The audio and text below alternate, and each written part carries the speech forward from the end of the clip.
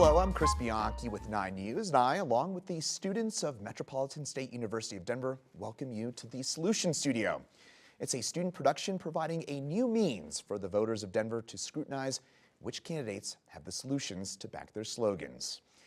I'd like to take the time to introduce Denver mayoral candidate Mike Johnston. Mike, thanks for taking the time to be here with us today. Delighted to be here. Thanks for inviting me. Yeah, it's a pleasure to have you. And let's meet our 3 MSU Denver student panelists who would like to take this time to introduce themselves. Hi, my name is Naomi Hawkes. I'm a senior here at MSU Denver. I major in biology with a minor in geographic information systems, and I really enjoy doing social advocacy work for my indigenous peoples around the world, and specifically here in North America. Hello, my name is Gabe Trujillo. My pronouns are he, him, his. I am a junior here at MSU Denver studying psychology with a minor in Spanish translations. And I am here because I want to represent the voice of the many immigrants who are in this nation. Hello, my name is Nayeli Sanchez. I'm a senior here at MSU Denver with a major in business management and concentration in operations management. And I as well enjoy advocating for the immigrant community. And thank you all for participating in Solution Studios here today. We'll be presenting 4 different challenge questions to Mr. Johnston, who's going to have up to 3 minutes to respond to each of those questions. And then after each of those questions, we're going to have a follow-up question round where you will have 60 seconds to answer each question. So with that said, I'll turn things over to our student panel for challenge question number 1. Hi, thank you for being here today. So our first question is that it is estimated that in the last decade, we generated $100 billion in real estate wealth in the city and county of Denver through appreciation of property values. This wealth is often passed on to out-of-state investors, and the remaining upside was concentrated in the hands of wealth Denver rights and developers. At the same time, the majority of Denver residents who are working to keep this city running have not benefited from this wealth generation. In this same time period, Denver became the 8th most expensive city to buy a home, and yet the home ownership rate in the city is 8% behind the national average of 65%. Black and brown home ownership percentages are even lower. Please detail how you will spend the funds from Prop 123 and what other resources you will use as mayor to change who owns Denver by increasing home ownership to meet the national average. How many years will that take? Wow, fantastic question. Thank you so much for jumping right into the hard stuff. So as you said, I want to talk about a couple parts of it. One is affordable rentals for people that need them. One is a bridge from renting to owning. And then the third is a permanent home ownership program to get people access to wealth building. And these are part of what we built in the coalition on Proposition 123. And so let me describe to you what I would do in Denver and how it changes what you described as the current inequality, which is a current system where you see a lot of units getting built. And those units are being built for folks that are not the workers in Denver who need to be able to afford to live here. And so we want to change that path. What I would do as mayor of Denver is I would build 25,000 units that would be permanently affordable. And what that means to build a permanently affordable unit is that anyone who lives or works in Denver and makes less than about $90,000 or $100,000 a year would be eligible for one of these units. And most importantly, the law requires that if you live in one of these units, you never have to pay more than 30% of whatever you make.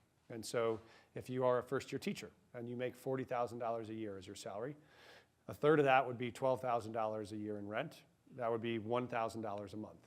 So that would mean as a first-year teacher, you could live in one of these units, and your rent never goes up from $1,000 a month. It never goes up unless your income goes up, because you never pay more unless you can pay more. You can do those with new units that we build. You can take existing units that aren't affordable, and we can convert those to become affordable.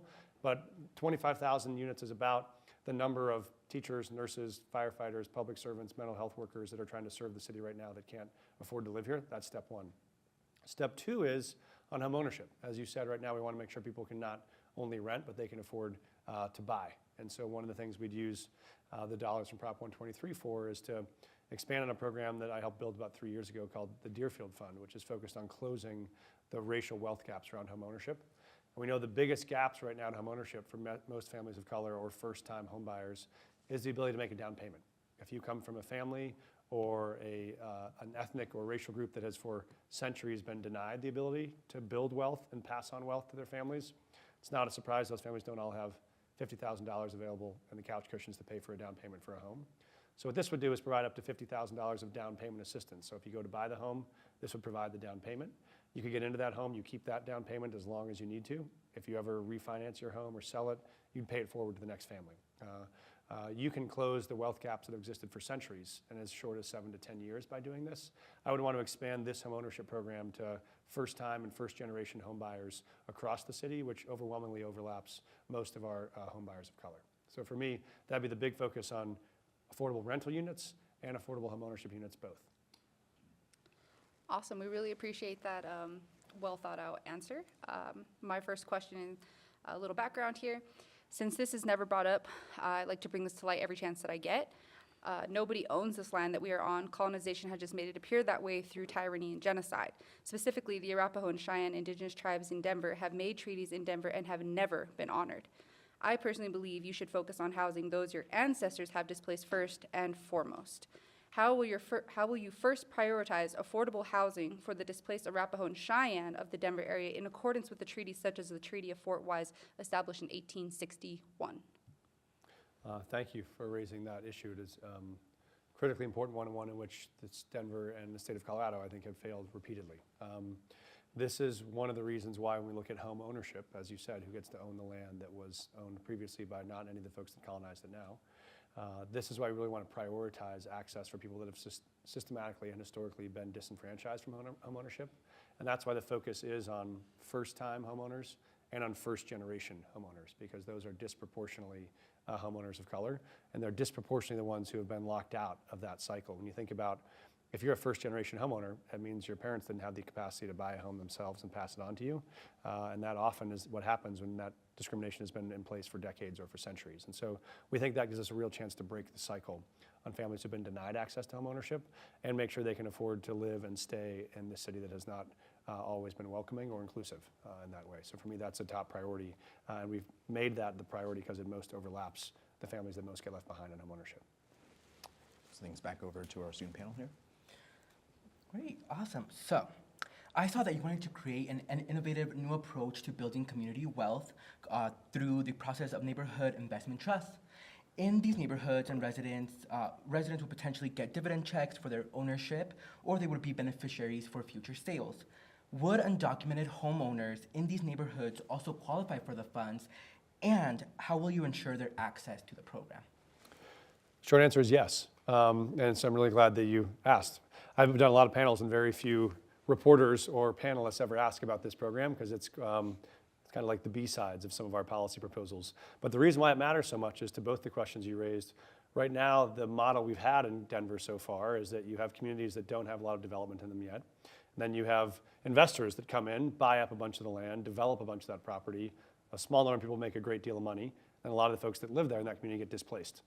And we don't want to see that process repeat.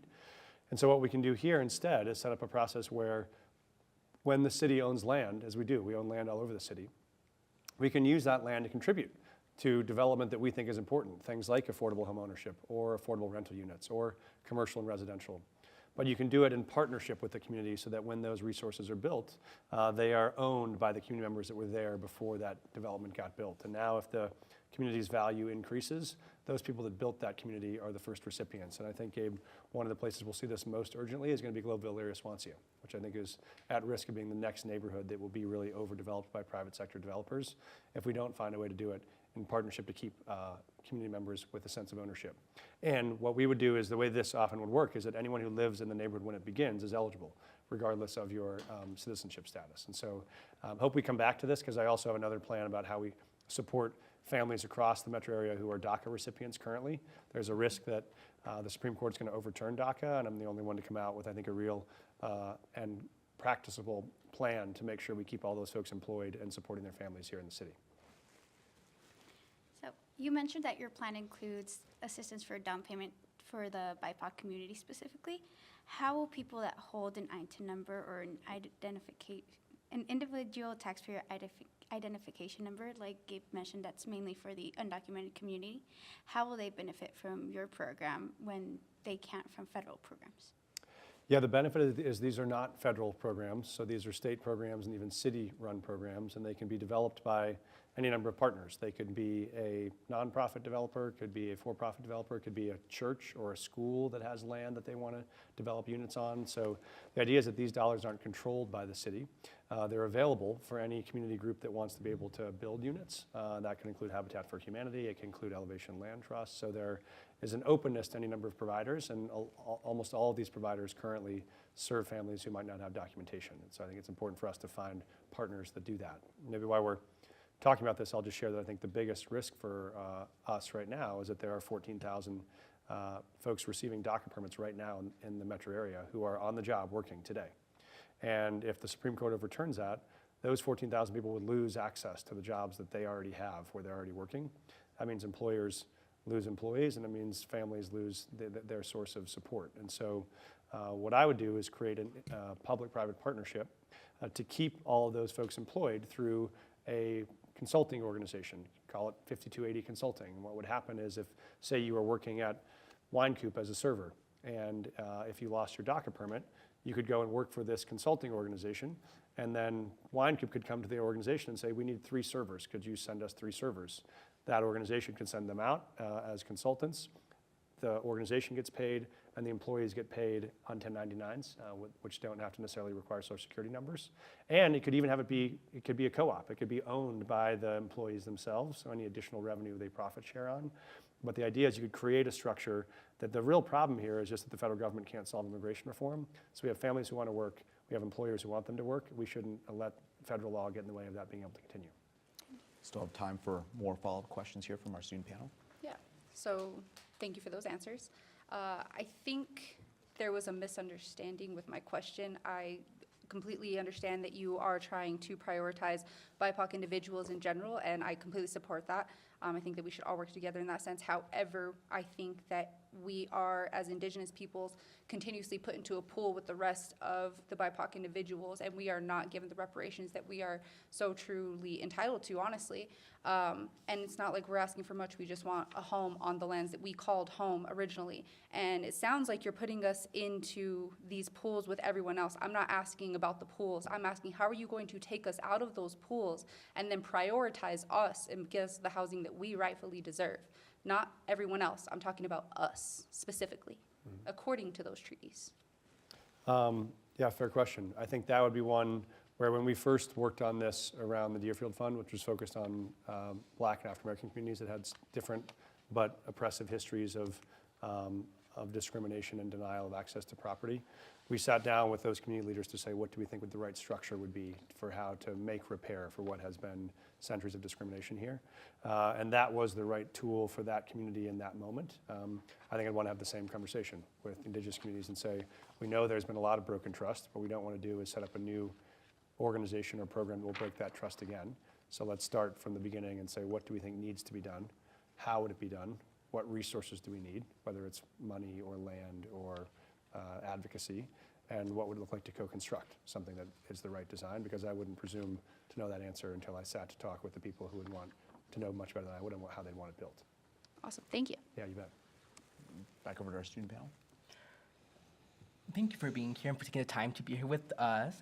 And so going back to the micro-community idea, I also read that hopefully that these micro-communities can hopefully then lead to permanent housing further down the road. So how will you create equitable access rather than a lottery system for communities and resources for those who deal with the intersectionality that comes with either being unhoused and being a person of color, of being LGBT, etc., and those who are trying to access these micro-communities? Thank you. I think this is one of the reasons why I think the micro-communities as a structure is so important for those folks listening at home who don't know it as in depth as you do. The idea is one of the best ways we know to support people who are unhoused is to be able to create micro-communities. You take half-acre lots or acre lots that are vacant around the city. We can put 40 or 50 tiny homes on that site. On that site, we can provide all the wraparound services people need: mental health support, workforce training, addiction support, long-term housing counseling. And you can allow people to preserve the sense of community that existed when they were unhoused. A lot of times if you're living in an encampment with 8 or 9 people, there is a sense of real community there. And so when you open a micro-community of 40 or 50 units, you can go to those current encampments and allow those communities to move together and be rehoused into safe, dignified, stable housing where you have access to showers, you have bathrooms, you have kitchens, you have all the materials. But to your point about what kind of choice people have, I think this is why micro-communities are important, is it's not one size fits all. It's not every person goes to one massive campus. One of the reasons why you do have 10 or 20 different micro-communities is they can have different identities or different components that people are drawn to. You could have a micro-community that focuses just on families. You could have one that focuses just on people with service pets, for whom that's an important part of their lived experience. You could have one for people that were for women or women identifying. We could have had one for, as we know, the largest population of homeless youth are LGBTQ identifying. You could have a micro-community that allowed people a sense of identity in that space if they so chose it. So I think one of the purposes here is to both allow a sense of community in each of these spots and also a sense of choice that whatever is going to feel most comfortable and most supportive to you in your transition, you can find a community that matches that. So that'll do it for challenge question number 1. Turn things back over to our student panel for challenge question number 2. Number 2. Right. So, 70% of Denver high school graduates do not go on to earn any kind of degree, certificate, or credential of any kind, even 6 years out of high school. At the time, 90% of family-sustaining jobs require some kind of post-secondary education. The Colorado Equitable Economic Mobility Initiative reports that Colorado faces historic talent shortages across numerous sectors brimming with good-paying jobs, from IT to healthcare to manufacturing to the skilled trades. Details the specific strategies that you will use to supplement the programs of Denver Public Schools to ensure that more young people are able to enter the workforce debt-free and secure a starting position that offers a livable wage and a pathway to the economic security of homeownership. Thank you for this great question. Obviously, for me, I'm a little biased. I am proud to be a member of the Board of Trustees of Metro State, and so I do think one of the best opportunities for access for young people in this city is to come to institutions like Metro, where you can be able to get access to an affordable degree that's going to get you placed into a middle-class job and change the trajectory of your life. So we want to continue to be a better partner as the mayor of Denver with the Auraria campus and how we can make this a real hub of opportunity and a vibrant part of the community where kids can not only learn, but can live and work and have access to the rest of the city. And so I think that part of the history of this land being taken and overtaken is we want to make sure this campus that educates the most diverse kids in the state of Colorado from Colorado should also have the resources they need to provide those services. So that's part 1. But part 2 is, I think what we do need to do is create an ongoing way for people to be trained and retrained for the jobs that are emerging at any stage over the course of their life. That's true when we're 18. But it's going to be more and more true for people when you're 28 or 38 or 48 and your job disappears and you got to find the next job. And you want to be able to do it without taking on a bunch of debt with no guarantee you're going to get a job. And so partnered with CME, the organization that you referenced that did that study, to work on the idea for a training organization that would be called Better Offer. It's a better offer for people that are looking for jobs, which is we'd partner with a bunch of organizations, nonprofit or higher ed, that provide training for jobs that we know have openings. And the idea is those students or young people or people of any age entering that training would not have to pay upfront the cost of that tuition. You get the training first. And after the training's done, we're going to try to get you placed into a job that pays at least $40,000 a year or more. If you don't get placed into a job that does that, you owe nothing for the training because it means we weren't successful in getting you trained for a job that would pay you a family wage. It's only if you do get placed into that job that pays you a family wage that then the employer would cover some of the cost, the city or philanthropy would cover some of the cost, and the student would cover some smaller part of the cost. But the idea is you erase that risk of young people not wanting to get training because they're afraid of getting debt and no degree and no job.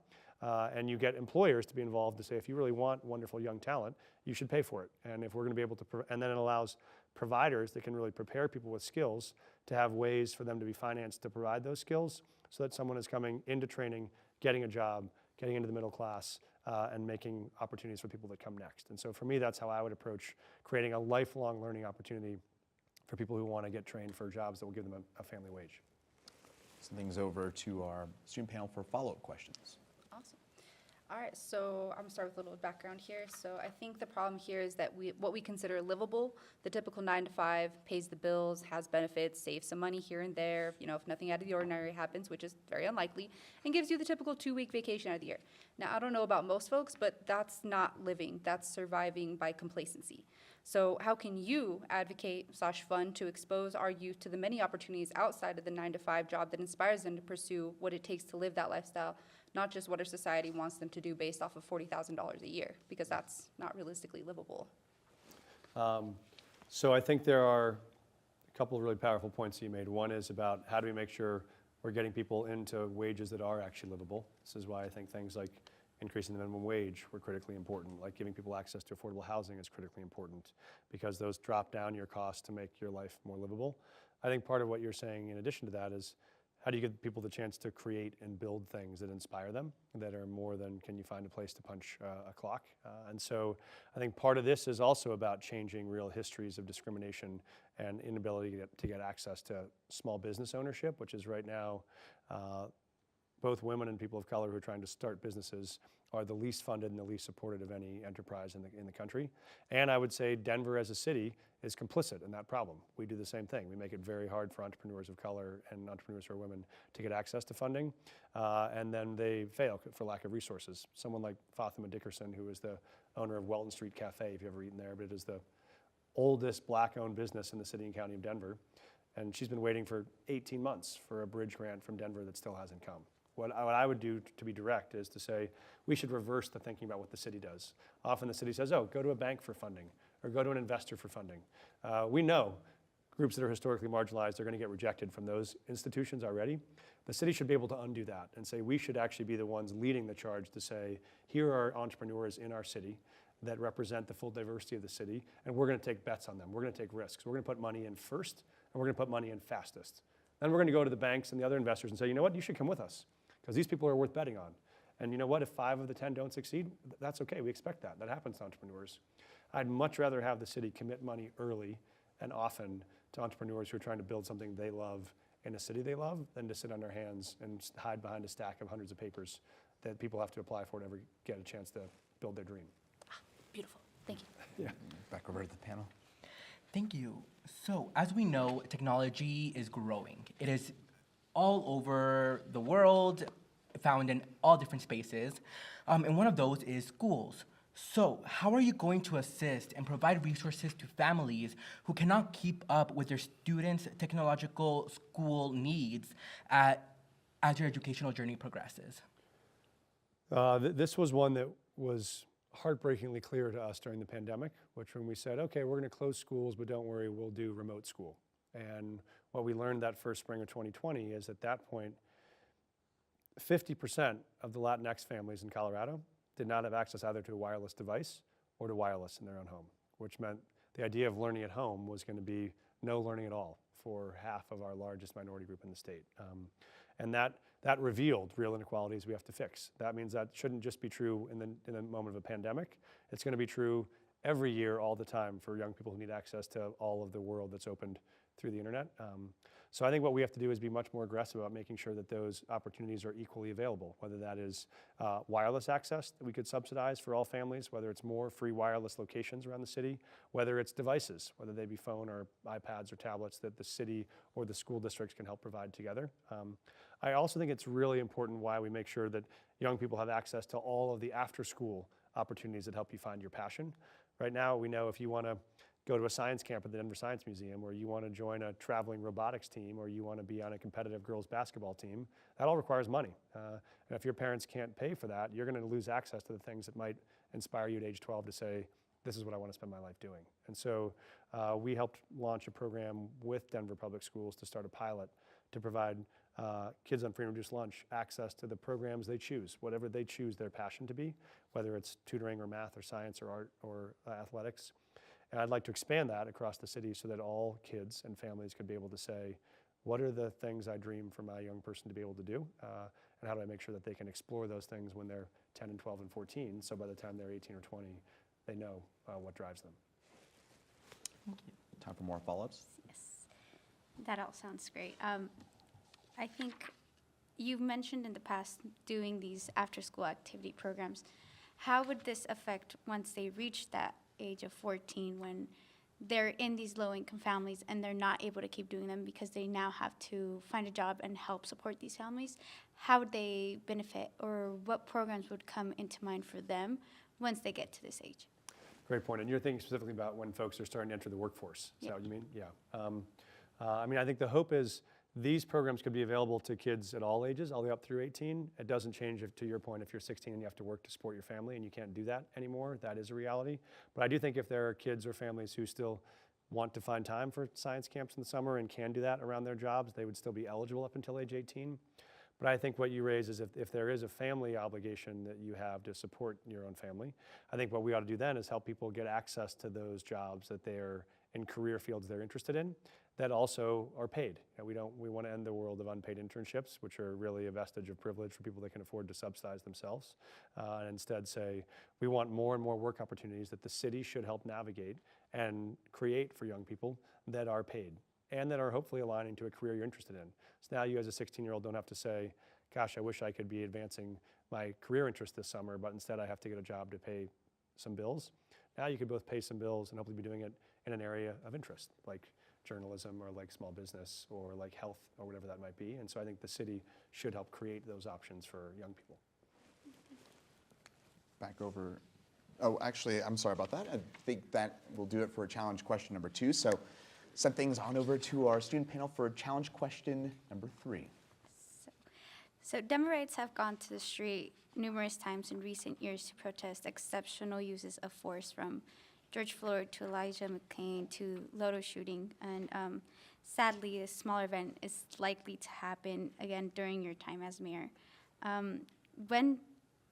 If it does, will you have a range of options for your response? And how will it differ from the past administration? And what will be your priorities for engaging with the community, and as well as engaging with the police, the sheriff, or the district attorney?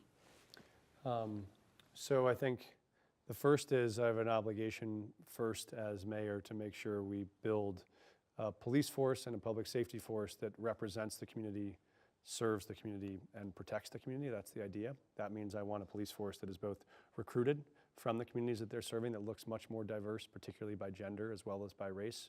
Right now, almost 90% of the officer force is men still. We want to be able to change that dynamic. We also want to train them differently, so they're actually trained in the strategies of how to de-escalate conflict instead of how to escalate conflict. I was a teacher and a principal, and as a teacher, you get used to when a kid is very heated and yelling at you, you have to learn how to de-escalate that student, not how to get them more escalated, and officers' training is often the reverse. Then the third is to build a different kind of relationship where we have back real community-based policing, which means you actually have officers that are in neighborhoods, walking blocks, talking to neighbors, giving their business cards, in relationship with residents, so that there is an actual relationship there that is about protecting and not about policing. I think those are two very different feelings and very different truths. So that would be the first step for me. The second one you mentioned is what happens in the event that there is a crisis or a catastrophe or an injustice.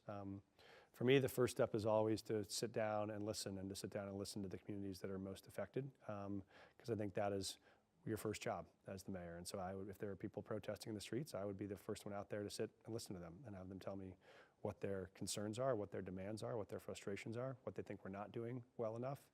I always find I can get much more done by listening than by fighting. And I respect people's right to be upset when there's real injustice in the streets.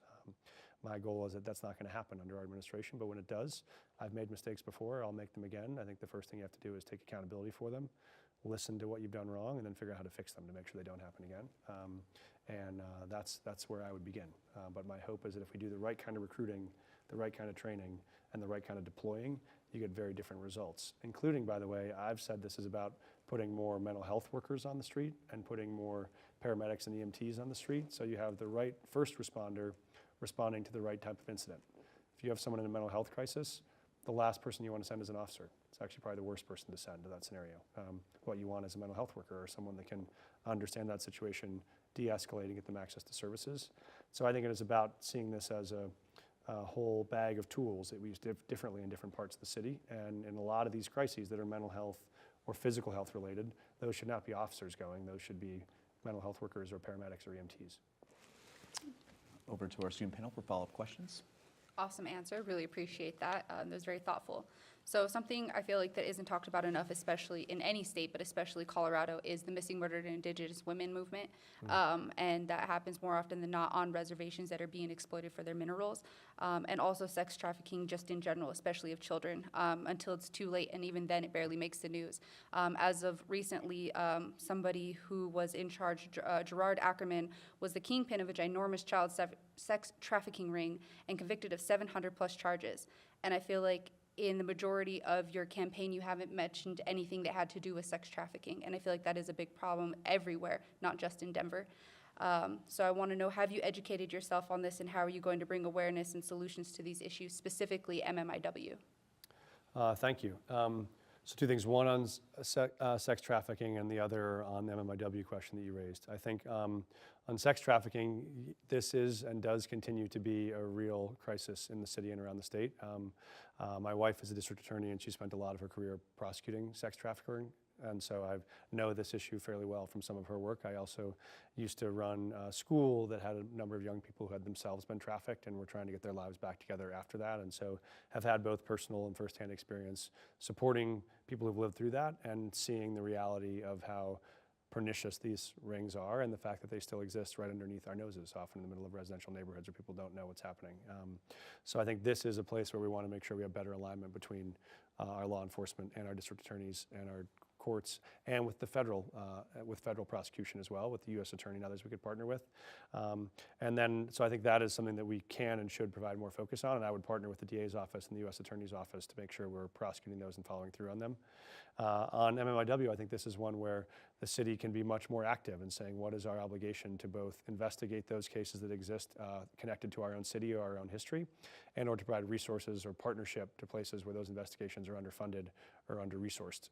We still have the largest law enforcement operations in the state here in Denver, and Denver leads the state on many things. It also should be able to lead the state on rectifying some of the deepest injustices that we were certainly a part of on the front end.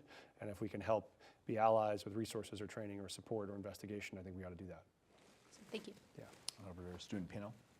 Thank you. So going back to your answer to the challenge question, I heard that you want to put more clinical and mental health professionals and EMT so they're easier to access for the community and therefore bettering the community.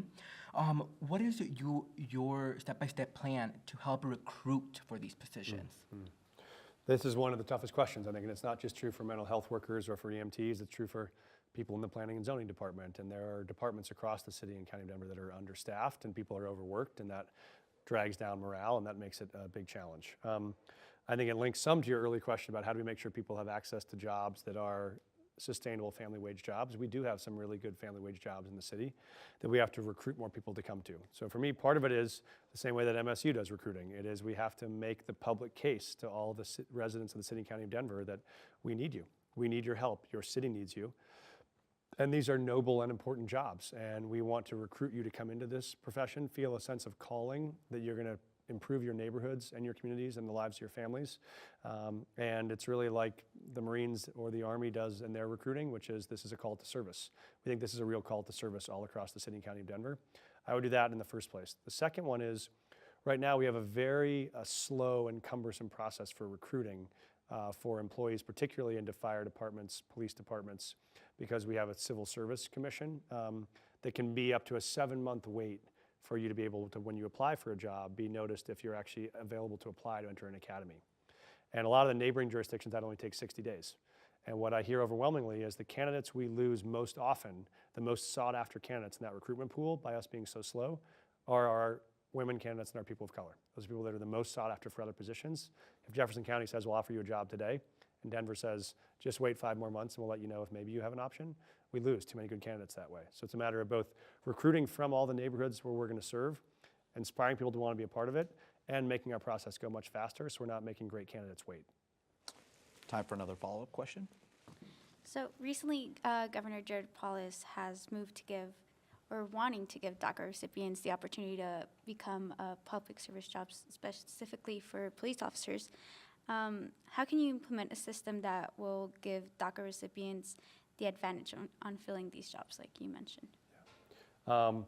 I love this idea, and I think this is one of the things that is great about being mayor, is the mayor is a very strong executive position where you have the chance to both write the budget and lead on the design of some of the policy with city council. And we have, I think, a very progressive city council who wants to take on some of these problems. So I think this is one of those great disconnects. When I looked at what we called the migrant crisis over the last several months, the only crisis was we had thousands of people here who deeply wanted to work. And we had a federal government who said they couldn't work, despite the fact that we had employers who deeply wanted to hire them, right? The only crisis is the federal government's in the way of people who want to work getting hired on jobs that want them to work there. The same is true for sure for our DACA recipients. These are people who already have served their country, have already gotten an education, who already want to be a part of the solution. I think it'd be a great plan for us to look at how we can put them into city-based jobs, particularly in places where we have a lot of openings. And so that's a place where I'm willing to be courageous and a little bit creative to say, let's start doing that and show that they can be a successful strategy.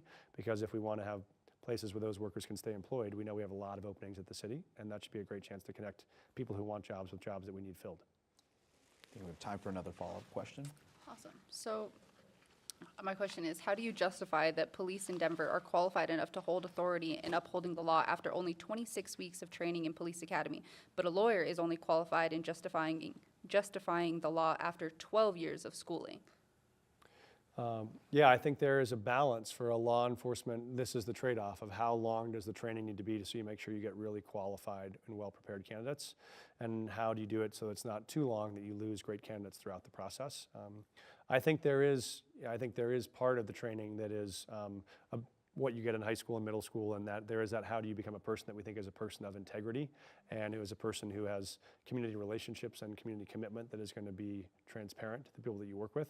And it's about accountability. We also have to be able to say, if you prove to us either during the training or once you're on the job that you're not fit for the job, then we have a very high expectation that we need to remove you from that job. With our Air Force pilots or our United Airlines pilots, you don't say, 70% of them are pretty good. The other 30%, if you're on that plane, sorry, bad luck for you, right? We have to have a similarly high expectation for those people that are entrusted with the most power and the most responsibility for the city, do have the highest expectations for their behavior. And I think that's what we should insist on, but it also means we should recruit for that. And I think this includes the way we recruit people for this job, which is if you see this as really a chance to serve your community and be a leader in your community and be a protector of your community, I think that's a different job than people might have felt called to 5 or 10 years ago, where it was more traditionally someone who had served a couple tours in the military and wanted to come back and do another tour in a military-like unit in their own city. That's not really what we need right now. What you need is a combination of people who can, yes, keep you safe, but can also build relationships and bind people back together. That'll do it for our third and second to last challenge question. Now time for our fourth and final challenge question here. I'll turn things back over to our student panel. All right, so a few facts on homelessness in Denver. According to Metro Denver Homeless Initiative, 87% of the homeless in Denver are Denver residents, our neighbors, and your constituents. The Denver Social Impact Bond has shown it costs half as much to house someone as it does leaving them to cycle in and out of emergency services. Last June, the Denver Right reported that there are 21,000 unoccupied apartments in Greater Denver. Imagine you are in the conversation with a homeless resident. Please explain how you will work to make vacant apartments to low income and people experiencing housing. What specific items in your first budget will assist that person to move off the street and into housing? This is the most important issue in the city to me, and it is the reason why I ran for mayor, and it's the thing that I'm most committed to addressing on day one, which is exactly the truth you just described, which is we have a dramatic number of people who are currently homeless, and the truth is they are homeless because they are living in a city where the cost of living is getting higher and higher and higher, and we are leaving them behind. There is this myth that, people from around the country are coming to Denver to be homeless because it's so wonderful to be homeless here, as if someone's in West Virginia sitting with their friends saying, what's the best day to be homeless in? Let's buy a plane ticket to Denver. That's not how it happens. People from our own community that we can't serve well drop out of the housing cycle, and we have to be able to support them. And you mentioned, there are a lot of opportunities, both with vacant commercial buildings, some of which we can retrofit to be residential, some with vacant residential buildings. But what we want to do is be able to get people quickly into housing. So this is why the first transition step are these micro communities where you can put people into tiny homes or into safe outdoor spaces where you can get housing immediately. You got heat, you have access to all of the utilities that you need, and you have support that are there on site. That's step one. But then we have to move very quickly to build and to convert units that are going to be affordable. That can be taking hotels that we can convert to be affordable. It can be old apartment buildings. Or I would look at if there are units that are vacant and we're willing to acquire those from whoever owns them to make them into housing for people that can't afford housing right now. I would do all of the above. This requires an all of the above strategy, and all of the above strategy to do as quickly and urgently as possible. So we'll put close to $250 million against this problem in year one. And I've said that I will appoint a senior advisor to my cabinet who only oversees all of the work around homelessness, because what we know is it requires such complicated alignment of so many departments. It's not just, oh, you're homeless. It's how are we connecting the planning and zoning for those units to the mental health support, to the addiction treatment, to what law enforcement is doing or not doing. And if you don't align all of those, then you get the real holes in the fabric that people fall through, and I think that's what we have right now. So this is top priority for me on day one, to put the resources and the plans into action to get that done. Send things over to our student panel for follow-up questions. Perfect, thank you. So, as you mentioned, a lot of the people who are homeless are from our own Denver community. So what solutions and resources will you put in place to keep tenants from losing their homes and keeping a roof over their heads, even with the rising rents, the continued pressure of inflation, and the scarcity of available resources? I've had the good fortune of having been working on this problem for a number of years. So both the social impact bond that you referenced was one that the organization I used to work for, Gary, helped fund. And now in the last 3 years, when I was there, we helped fund an organization called the Eviction Defense Project, which was designed to do exactly what you just said, Gabe, which is how do you keep people who are at risk of being evicted from becoming homeless? And what we found is it's a terrible use of everyone's money. If you have someone that is $500 late on their rent, to evict that person means they're now going to be homeless. But even the landlord who evicted them is probably not going to get that $500 back that they owe, and they're going to have an open unit for 1 or 2 months, so they're going to lose money also. So what we did is support an organization founded by a couple of local entrepreneurs that raises money to say, we'll have a fund that pays that person's $500 that they owe. And they keep you in your unit, could even help you pay your next month or 2 rent. So now the landlord's happy because you've stayed and you've paid your rent. You are not evicted or homeless. And then you can have that as a very, very low interest loan you can pay back when you get back on your feet, when you get the job back or you get money back.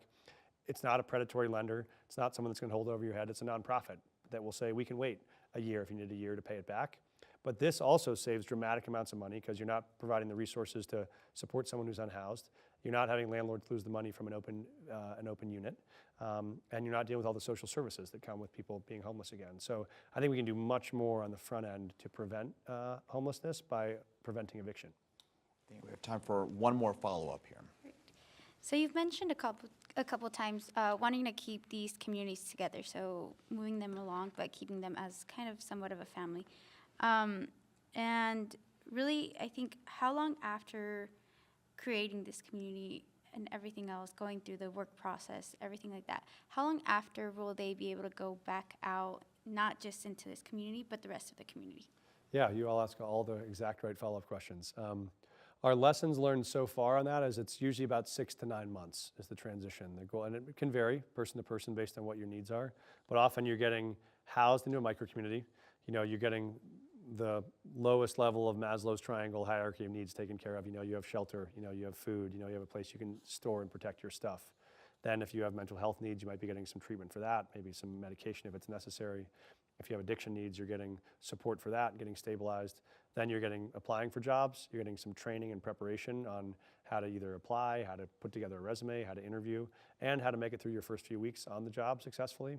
And then once you've saved up some money from those first couple of paychecks, now you're starting to look for permanent housing where you have the money to be able to make that first month rent payment. And so that's normally the progression is about 6 to 9 months. But it's not a hard stop. If you're not done in 6 months, we kick you back out because the idea is we don't want to make people homeless again. But people are usually eager to get back out into the main community. I think our biggest challenge there is there aren't enough affordable units out there for them to move to. So this is where our homelessness challenge connects to our affordable housing challenge. If they're ready to move, we got to make sure we actually have units for them to move into, and we don't have enough of those right now. Some thoughtful discussion, and that'll do it for challenge question number 4. And you're officially off the hot seat there, Mr. Johnston. So it looks like we're out of time. Would love to thank our student panel for being here, and of course, Mr. Johnston for being here as well. So incredibly impressive. Thank you all so much for your really great work. Yeah, so that'll do it for today. And yes, thanks again to everybody for being here. I'd like to thank the candidates, 9 News, and our audience for watching the Denver Mayoral Solution Studio. Metropolitan State University of Denver is recognized nationally as a leader in student voting. In 2016, MSU Denver won the All-In Democracy Challenge. In 2021, it was placed on the Washington Monthly's honor roll for America's Best Colleges for student voting. In 2022, our campus was chosen to create the first candidate solution studio in the nation as we represent the next generation of Colorado and America's workforce, changemakers, public servants, and leaders. We hope watching this Denver Mayoral Solution Studio gave you more insight into which candidate has what it takes to solve our city's intractable and complicated problems. Thank you. The Solution Studio is a project of the MSU Denver Institute for Public Service in partnership with 9 News Plus, which is a free 24/7 streaming app where you can watch all your favorite 9 News programming, as well as live breaking news, updated weather forecasts, original shows, and much more. In addition to MSU Denver, 9 News has been joined by the following partners in producing the Solution Studio: the League of Women Voters of Denver, a nonpartisan, grassroots, and multi-issue organization that is a recognized force in our community. As a nonpartisan organization, it encourages informed and active participation in government, and it influences public policy through education and advocacy. The League is proud to be a partner in producing the Solution Studio to better inform Denver voters. Claro, the Colorado Latino Leadership Advocacy and Research Organization's mission is to empower Latinos through leadership development, advocacy, and policy research to strengthen Colorado. Helping provide candidates this forum to discuss solutions to Denver's problems fits with Claro's mission. New Voice Strategies creates, incubates, and launches projects to heal divides, restore compassion, and strengthen self-government. The Solution Studio format is a creation of New Voice Strategies. I'm Chris Bianchi. Thanks for watching, and remember to vote.